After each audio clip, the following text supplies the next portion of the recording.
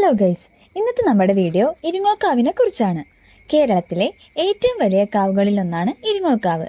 എറണാകുളത്ത് നിന്ന് 35 കിലോമീറ്റർ അകലെയുള്ള കുന്നത്തുനാട് താലൂക്കിലാണ് ഐതിഹ്യങ്ങളും വിശ്വാസങ്ങളും നിറഞ്ഞ ഈ കാവ് സ്ഥിതി ചെയ്യുന്നത്. ഏകദേശം 56 ഏക്കർ വനത്തിനുള്ളിൽ സ്ഥിതി ചെയ്യുന്ന ഈ കാവിന്റെ പേരിന് പിന്നിൽ തന്നെ ഒരു കഥയുണ്ട്.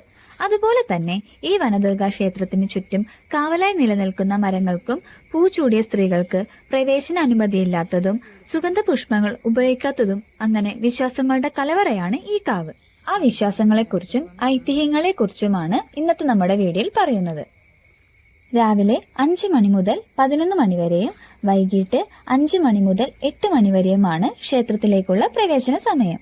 അമ്പലത്തിന്റെ നട അടച്ചാലും നിരവധി സന്ദർശകർ വരുന്നതുകൊണ്ട് ഗേറ്റ് എപ്പോഴും തുറന്നിട്ടിരിക്കും.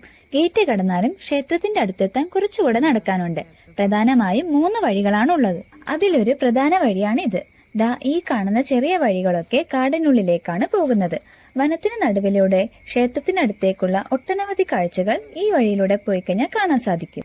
വ്യത്യസ്ത തരത്തിലുള്ള വൃക്ഷലതാദികളും വനത്തിനുള്ളിലെ കടുത്ത വേനലിൽ വറ്റാത്ത തീർത്ഥക്കുളവും നിരവധി ചെറു ജീവജാലങ്ങളെയും നമുക്ക് ഈ വഴിയിലൂടെ പോകുമ്പോൾ കാണാൻ സാധിക്കും. ഇരിങ്ങോൽ എന്ന പേരിന്റെ പിന്നിലെ ഐതിഹ്യത്തിൽ നിന്ന് തന്നെ നമുക്ക് തുടങ്ങാം. അസുര രാജാവായിരുന്ന കംസൻ ദേവകിയുടെയും വസുദേവരുടെയും 8ാമത്തെ പുത്രനെ വധിക്കുവാനായി എത്തിയപ്പോൾ കണ്ടത് ഒരു പെൺകുഞ്ഞിനെയായിരുന്നു. എന്നിട്ടും തന്റെ തീരുമാനത്തിൽ നിന്ന് മാറാതെ ആ കുഞ്ഞിനെ കൊല്ലുവാനായി എടുത്ത് മുകളിലേക്ക് ഉയർത്തുകയും പെട്ടെന്ന് ആ കുഞ്ഞ് തെന്നിമാറി ആകാശത്തിലേക്ക് ഉയർന്ന പ്രകാശമായി മാറുകയും ചെയ്തു. ഈശ്വര ചൈതന്യം അടങ്ങിയ വെളിച്ചം ആദ്യം പതിഞ്ഞ സ്ഥലത്ത് ദേവി വസിക്കുവാൻ എത്തിയെന്ന് വിശ്വസിക്കപ്പെടുന്നു. ദേവി വന്നിരുന്ന സ്ഥലം ആദ്യകാലത്ത് ഇരുന്നോൾക്കാവ് എന്നും കാലക്രമേണ ഇരിങ്ങോൾക്കാവ് എന്നും വിളിക്കപ്പെട്ടു. ദേവി പ്രകാശം വീണ സമയത്ത് ആകാശത്തുണ്ടായ പുഷ്പവൃഷ്ടിയിലൂടെ മരങ്ങൾ മുളപൊട്ടി വൻ കാവായി പരിണമിച്ചെന്നാണ് വിശ്വസിക്കപ്പെടുന്നത്. അതുകൊണ്ട് തന്നെ ഇവിടുത്തെ മരങ്ങൾ മുറിക്കുവാനോ മറ്റു ആവശ്യങ്ങൾക്കായോ ഉപയോഗിക്കാറില്ല. മറിഞ്ഞു വീണ മരങ്ങൾ പോലും ആരും തന്നെ എടുക്കാറില്ല. സരസ്വതി, വനദുർഗ, ഭദ്രകാളി എന്നിങ്ങനെ ദേവിയെ തന്റെ 3 ഭാവങ്ങളിൽ ഇവിടെ ആരാധിച്ചു വരുന്നു. ദേവിക്ക് ഗന്ധം ഇഷ്ടപ്പെടാത്തതിനാലാണ് സുഗന്ധ പുഷ്പങ്ങളോ സുഗന്ധദ്രവ്യങ്ങളോ ക്ഷേത്രത്തിൽ പ്രവേശിപ്പിക്കാറില്ല. അതുപോലെ തന്നെ മുല്ലപ്പൂവോ മറ്റു സുഗന്ധ പുഷ്പങ്ങളോ ചൂടിയ സ്ത്രീകൾക്കും ഈ ക്ഷേത്രത്തിൽ പ്രവേശനാനുമതിയില്ല.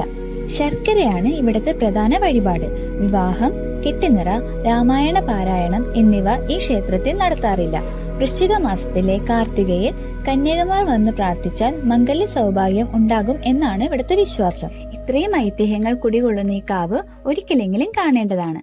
അപ്പോൾ എല്ലാവർക്കും ഈ വീഡിയോ ഇഷ്ടമായെന്ന് കരുതുന്നു. അടുത്ത വീഡിയോയുമായി വീണ്ടും കാണാം. ബൈ.